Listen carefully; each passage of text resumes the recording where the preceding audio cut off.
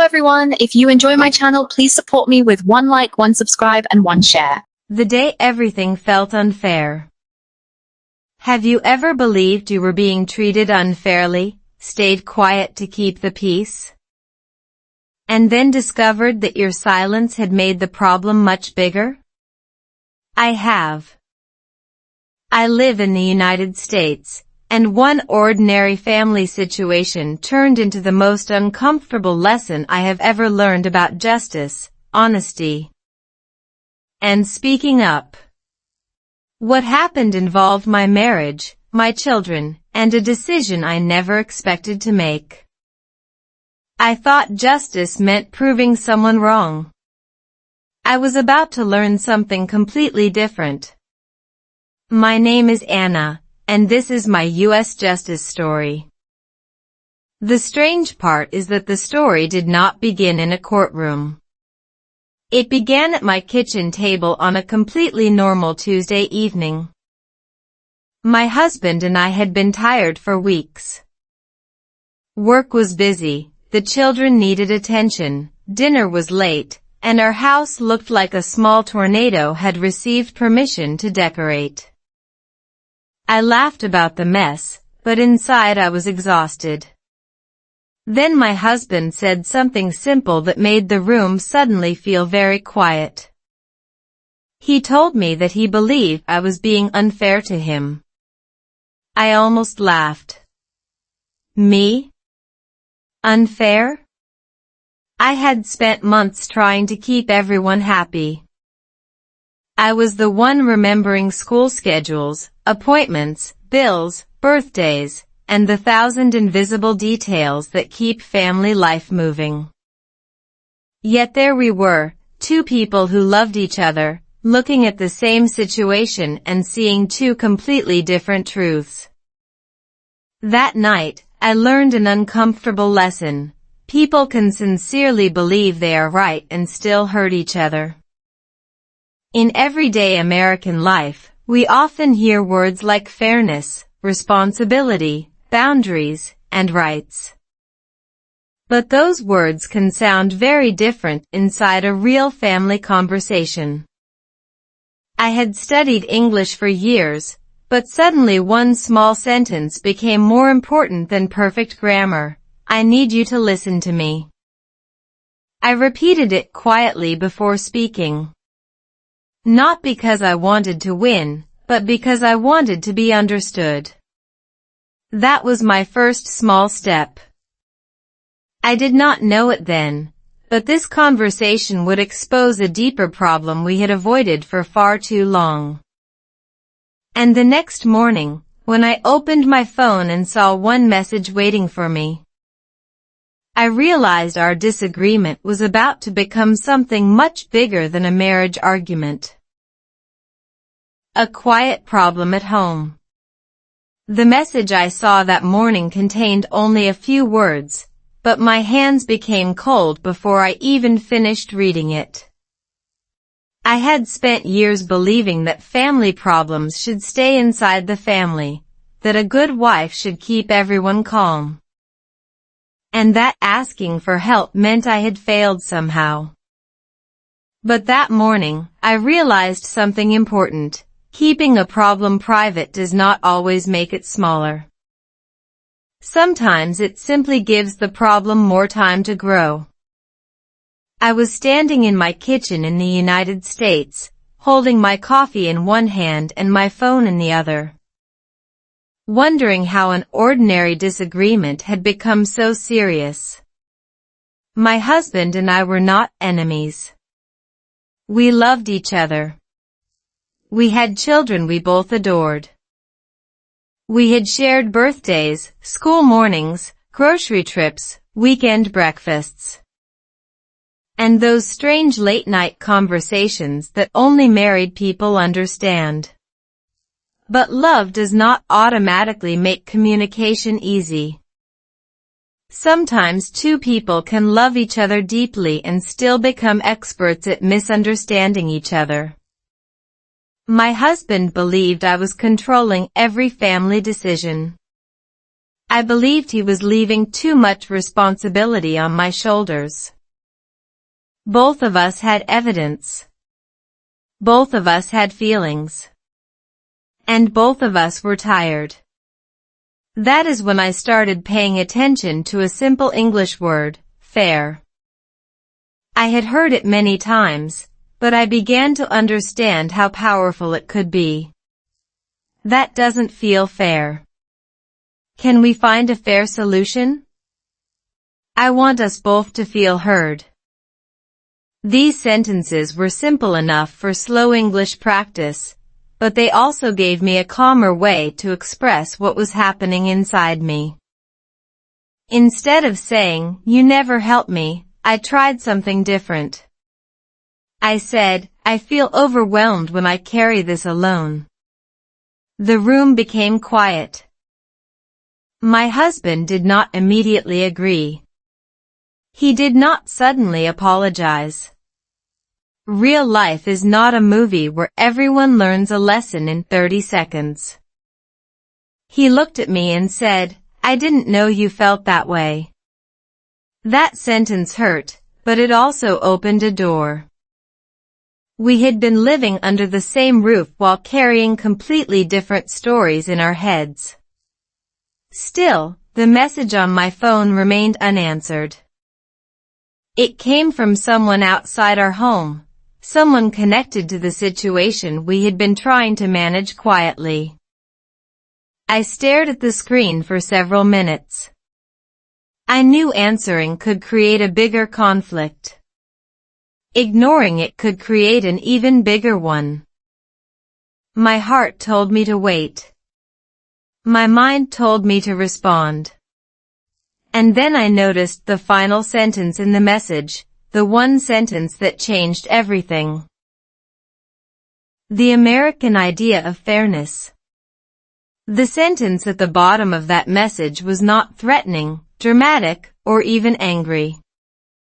It was simply a question, "What do you think would be fair?" I read it 3 times. Somehow, those 4 words felt heavier than an accusation.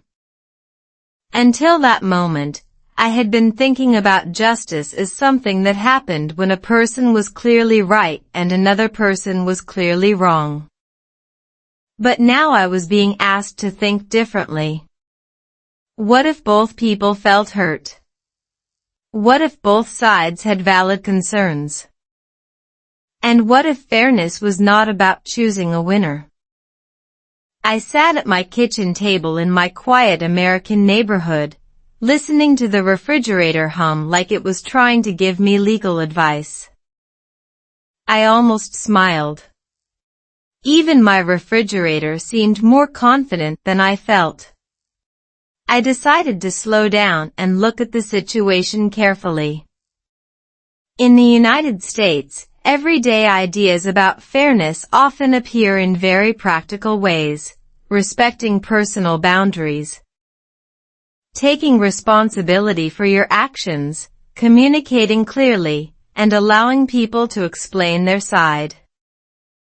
These ideas can sound formal, but inside a family, they become very personal. My husband wanted to feel respected. I wanted to feel supported. Our children needed stability. And I needed to stop pretending everything was fine. I began with one small rule: no accusations before explanations. Instead of saying, "You did this because you don't care," I practiced saying, "Can you help me understand why you made that decision?" It was a simple change, but it changed the temperature of the conversation. This also became a useful English exercise for me. I would say slowly, "I understand your point." Then, "I see it differently." Then, "Can we find a solution together?" These sentences were not fancy. They were not impressive vocabulary. But they were useful. That was when I understood something about learning English through real stories. sometimes the most important sentence is not the most difficult one. It is the sentence you can actually use when your heart is beating fast. I also started writing down what I believed was fair for everyone, including myself. Not what would make me look good. Not what would make my husband look bad. Just what seemed honest. For the first time, I felt less interested in proving my side and more interested in understanding the whole picture. But there was still one problem. The person who had sent that message expected an answer from me, and the answer could affect my family in a way I had not anticipated. I took a deep breath, opened the message again, and began typing. I wrote only one sentence. Then I stopped, because I suddenly realized that once I pressed send, there would be no easy way to take it back. The conversation I was afraid to have. My finger stayed above the screen for almost a minute. It was ridiculous, really. I had answered hundreds of messages in my life, yet one simple reply felt like I was about to push a giant red button labeled change everything. I finally pressed send. The message was short. I want us to talk honestly and find a fair solution for everyone. Then I put my phone face down and walked away. I expected an explosion. Instead, nothing happened. No angry reply. No phone call. Just silence. And somehow, that silence was worse. I went through my morning routine, helped my children get ready, cleaned the kitchen, and tried to act normal. But my mind kept returning to the same question: what if being honest makes everything worse? Many people avoid difficult conversations because the brain treats conflict like danger. Even when there is no physical threat, our body can react with tension, a faster heartbeat, and that strange desire to suddenly become very interested in cleaning a drawer. I knew that feeling well. But I also knew that avoiding every uncomfortable conversation was not protecting my family anymore. That evening, my husband and I sat together after the children went to bed. I told him I did not want to fight. I wanted us to understand each other. I spoke slowly because I wanted my words to be clear. I am not trying to blame you, I said. I am trying to explain what I need. He listened. Then he told me something I had never considered. He said he had been feeling judged by me for months. My first reaction was defensive. I wanted to explain every reason he was wrong. But I remembered my own question: what would be fair? So I stayed quiet. I listened. That was harder than speaking. Sometimes we think communication means finding better words, but real communication also means making room for another person's words. This became one of the most useful lessons in my English practice. I learned to pause before answering. I practiced phrases like, "Let me think about that," and "I understand what you mean." They gave me time to listen instead of reacting. Slowly, the conversation changed. We were still hurt. We still disagreed. But for the first time in months, we were discussing the real problem instead of fighting about small things. Then my husband looked at me and said, "There's something else you need to know." His voice was different. Serious. Almost nervous. I could tell he had been holding something back. I leaned forward and asked, "What is it?" He reached for his phone, opened an email, and turned the screen toward me. My stomach dropped when I saw the name at the top. When silence made things worse. The name on the screen belonged to someone I knew, and for a few seconds, I could not speak. It was not a stranger. It was a person connected to the situation that had been quietly damaging our family. I looked at my husband, then back at the email. The strange thing was that the message did not contain an obvious threat or insult. It contained a misunderstanding, repeated several times, until that misunderstanding had started to look like the truth. I suddenly realized how dangerous silence can be. When nobody corrects a false story, the story can grow legs, buy running shoes, and start sprinting through the family. My husband explained that he had received the email earlier but had not shown it to me because he was afraid I would become more upset. I understood his intention, but I also saw the problem. He had tried to protect me by keeping information from me. I had tried to protect everyone by avoiding conflict. Together, we had created a perfect recipe for confusion. That night, I asked myself a difficult question. If I know something is wrong, what is my responsibility? I did not want revenge.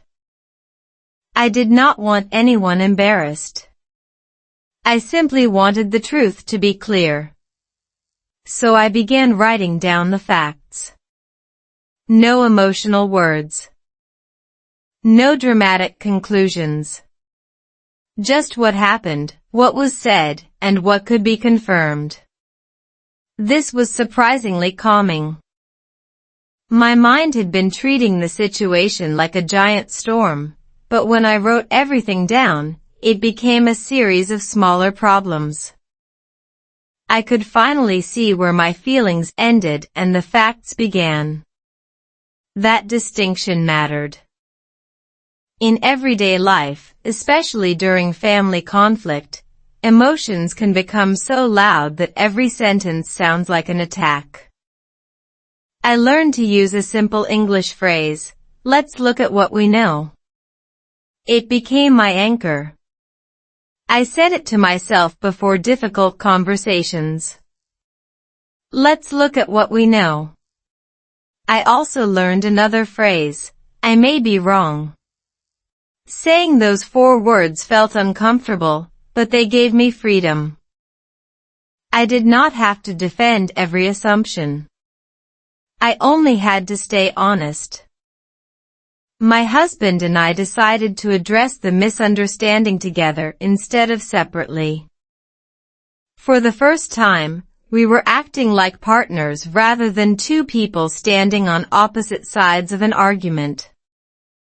We prepared a calm response and agreed that nobody would insult anyone. We would explain the facts, acknowledge what we could have handled better, and ask for a fair resolution. I thought that would be the hardest part. I was wrong. The response we received the next day revealed something neither of us expected. It showed that the original story had been based on information that was incomplete, and one detail had been completely misunderstood. But before we could correct it, another message arrived, and this one changed the situation again. Learning to speak for myself. The new message contained an apology, but it was not the apology I expected. Instead of simply saying, "I'm sorry," the person admitted that they had misunderstood part of the situation and wanted to explain why. I read the message slowly. Then I read it again. For the first time, I noticed something surprising. Justice was beginning to look less like punishment and more like clarity. Nobody was being dragged into a dramatic courtroom scene. Nobody was shouting. We were simply correcting information, accepting responsibility, and deciding what needed to change. That may sound ordinary, but for me, it was a turning point. I had spent so much time believing that speaking up would make me look difficult. Now I was learning that calm communication could actually protect relationships. I also realized that I needed to practice speaking for myself, not just speaking for everyone else. So I created a small daily routine. Each morning, before my children became busy and my day disappeared, I spent 10 minutes reading simple English sentences aloud. I practiced phrases that were useful in real conversations. I need some time to think. I understand your concern. This is important to me. I would like to find a fair solution. The sentences were easy, but repeating them changed something in my confidence. I was not trying to sound impressive. I was training myself to stay calm when emotions became strong. That mattered because confidence is not always loud. Sometimes confidence is simply being able to say what you mean without attacking someone else. My husband noticed the change. One evening, he smiled and said, "You sound different." I laughed and answered, "I think I finally learned how to use my words." We both laughed because the problem had once felt so enormous. But laughter did not erase what happened. We still had to rebuild trust.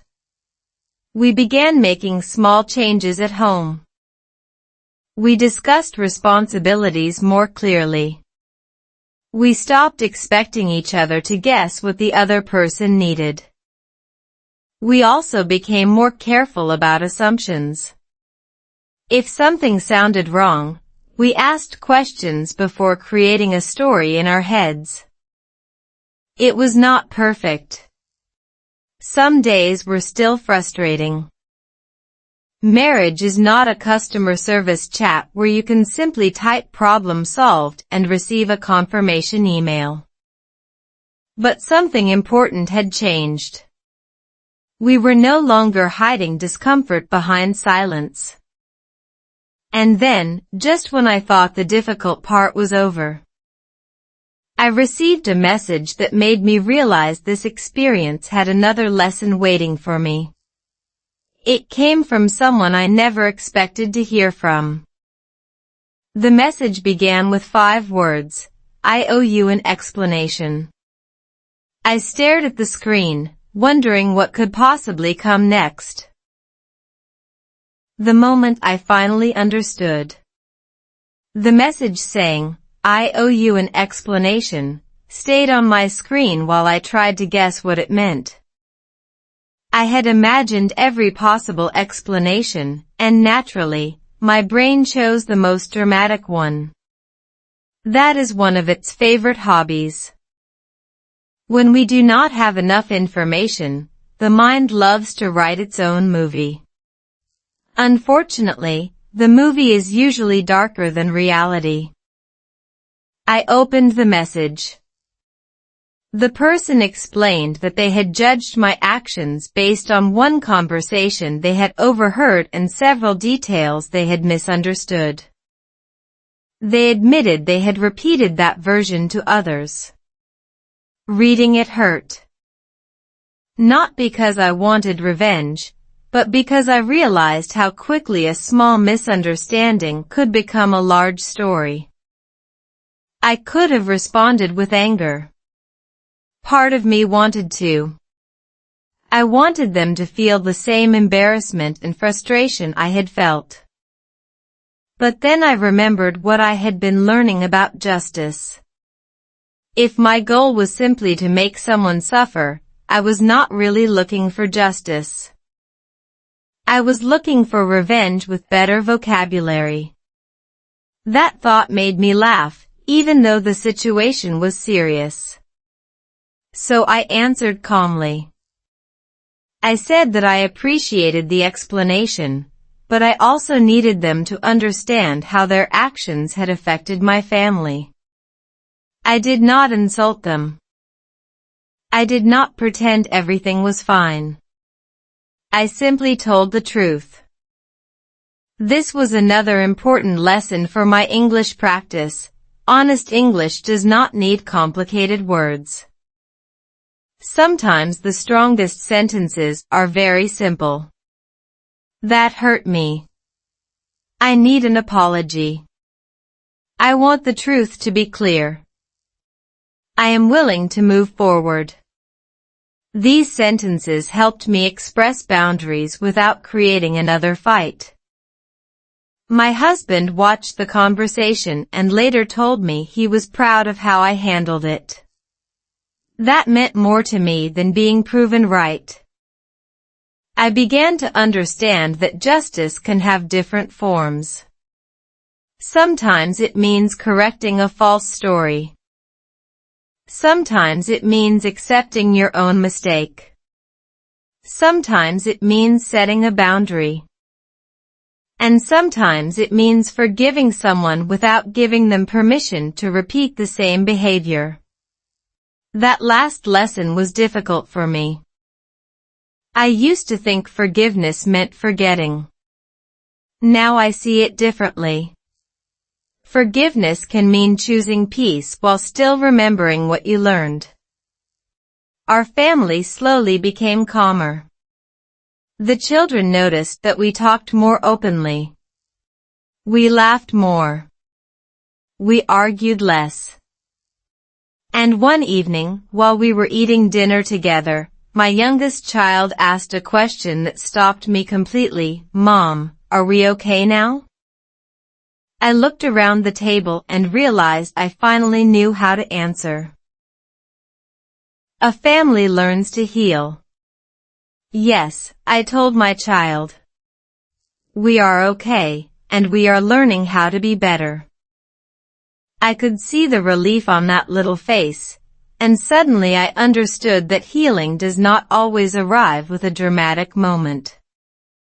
Sometimes it arrives quietly, while you are sitting around a dinner table, passing vegetables, laughing about something silly, and realizing that your home feels peaceful again. My family was not magically perfect. My husband and I still disagreed. The children still argued over ridiculous things, including who had touched whose cereal bowl first. As if we were preparing evidence for the Supreme Court. But the difference was that disagreement no longer frightened me. We had learned how to handle it. We created small habits that made our home calmer. We talked about difficult things before they became emergencies. We asked questions instead of making assumptions. We apologized when we were wrong. Most importantly, we stopped treating every disagreement like a battle that required a winner. I also continued my English practice because I had discovered that language and confidence were connected for me. Every evening, I read a short passage aloud. I listened carefully to the pronunciation. Then I repeated a few sentences until they felt natural. I especially liked sentences about communication because they reminded me of what I had lived through. Let's talk about it. I see your point. I need to explain how I feel. We can work this out. These were simple English sentences, but they carried real meaning in my life. I began to understand why slow English reading can be powerful. When the pace is slower, you have time to notice the meaning, the emotion, and the way each sentence is built. You are not simply memorizing words. You are connecting language with experience. My husband even joined me sometimes. His pronunciation was not perfect, and neither was mine, but we laughed about it. We realized that learning something together could create a different kind of connection. Meanwhile, the original conflict was finally resolved. The misunderstanding was corrected. The people involved acknowledged their mistakes. There was no dramatic victory, no punishment, and no moment where I stood proudly above everyone else. Instead, there was something better, understanding. I felt lighter. I had entered the situation wanting justice to prove that I was right. I came out understanding that fairness also requires humility. I had made mistakes too. I had stayed silent too long. I had assumed things without asking enough questions. Accepting that did not make me weak. It made me honest. And just when I thought the story was finished, I received one final invitation, an invitation that would make me rethink what justice meant all over again. Justice was not what I expected. The invitation arrived on an ordinary afternoon, almost too ordinary for something that would change my perspective again. I was standing in my kitchen, preparing lunch, when I received a message asking if I would share what I had learned with a small community group in my area. My first reaction was to laugh. Me? Give advice about justice? I had spent months simply trying to keep my own family from arguing over dinner. But then I realized the invitation was not asking me to be an expert. It was asking me to tell my story. So I agreed. When I arrived, I was nervous. I had practiced my English sentences at home, but speaking in front of other people felt completely different. My hands were cold. My voice sounded quieter than usual. I reminded myself that perfect English was not the goal. Clear communication was.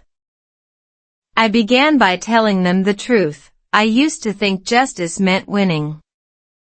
I thought someone had to be wrong so someone else could be right. I thought fairness would make me feel satisfied. But my experience taught me something more complicated and much more hopeful. Justice can mean giving people a chance to explain. It can mean correcting false information. It can mean accepting responsibility when you are wrong.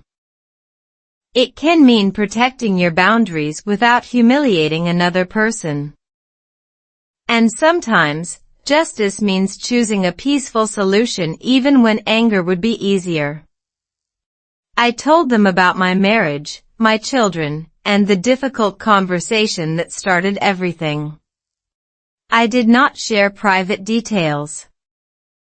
I simply explained how one misunderstanding had forced me to become more honest with myself. I also talked about language. Learning English had not solved my family problems, of course. But practicing simple English sentences had helped me organize my thoughts. When I learned to say, "I need time to think," I learned to pause. When I learned to say, "I understand your point," I learned to listen. When I learned to say, "Can we find a fair solution?" I learned to look beyond winning. That was the surprising connection between English practice and my personal growth. Language gave me tools, but experience gave those tools meaning. After the talk, one woman approached me and said, "Your story made me think about a problem in my own family." I thanked her, but inside I felt something shift. My difficult experience was no longer only something painful that had happened to me. It had become something useful. Something I could learn from and share. On my drive home through the evening streets, I realized that justice had not given me the ending I expected. It had given me something better, a clearer voice, stronger boundaries, and a family that knew how to talk instead of hide. But there was still one final lesson I had not fully understood yet. What justice taught me about life. I used to think the end of a difficult story would feel like a victory. I imagined a moment when everything would finally be clear, everyone would admit who was right, and I would walk away feeling completely satisfied. Instead, my ending was much quieter. One evening, I sat with my husband after the children had gone to sleep. The house was finally peaceful, and we talked about everything that had happened. We laughed about some of our old arguments, shook our heads at our mistakes, and admitted that we had both been afraid. Then my husband said something I will never forget. Maybe justice saved our marriage because it forced us to tell the truth. I looked at him and smiled. He was right. The experience had not saved us because someone was punished. It helped us because we stopped hiding behind pride, assumptions, and silence. We learned that fairness begins with honesty, but it does not end there. It also requires listening, responsibility, boundaries, patience, and sometimes forgiveness. My children learned something too. They saw that adults can disagree without destroying each other. They saw us apologize. They saw us change our behavior instead of simply promising to change. That may be one of the most important lessons a family can give its children. Life in the United States can move quickly. People work, raise children, manage bills, communicate through phones, and try to balance personal freedom with family responsibility. In that busy life, it is easy to react before we understand. I still make that mistake sometimes. I am human, not a perfectly calm motivational audiobook with excellent background music. But now I know how to stop. I breathe. I listen. I ask questions. I choose my words carefully. And I keep practicing my English because every new sentence gives me another way to express what I mean. My favorite sentence now is simple: let's find a way forward. It does not mean forgetting the past. It does not mean pretending everything was acceptable. It means learning from what happened and refusing to let one painful chapter control the rest of the story. That is what justice means to me now. It is not always about winning. It is about truth without cruelty, boundaries without hatred, accountability without revenge, and forgiveness without losing yourself.